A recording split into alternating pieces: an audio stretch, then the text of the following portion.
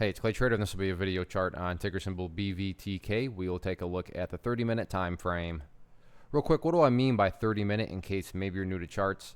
Instead of each one of these candlesticks here representing 1 day's worth of price action, which is what you would normally see, each one represents 30 minutes. So while this here may look like several days worth of time, it's actually just today's price action broken down into 30-minute time slices. I like to do this time frame. I think it does a good job of telling the quote-unquote story of the price and just makes mapping out levels of support and resistance a bit easier to see.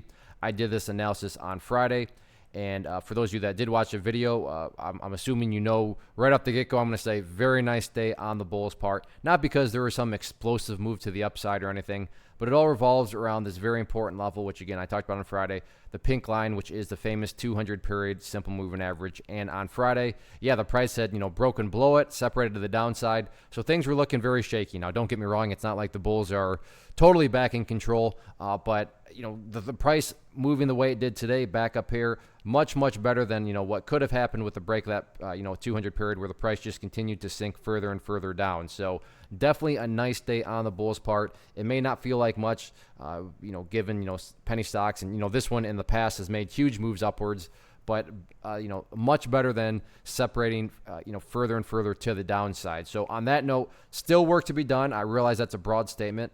But that's the cool thing about charts is they allow you to quantify broad statements. And I'm quantifying work to be done by, yeah, the price has gotten up at this pink line here, but you can see it's still well within the vicinity of it.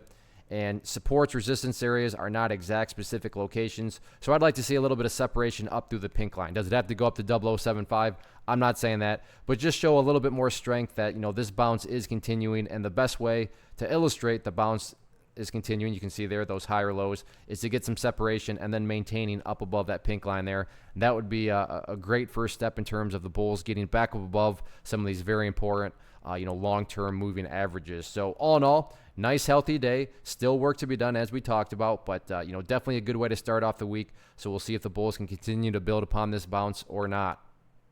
One of the biggest questions that I get is, hey Clay, how do you find the stocks that you trade? So what I've done is put together a free resource guide where I talk about the tools that I use to locate stocks that I find interesting and think may have potential. So if that sounds like something that could add value to you as a trader, then click on the image that is up on the screen right now and I will email you the guide. The guide itself is very short and to the point, and best part, it's completely free.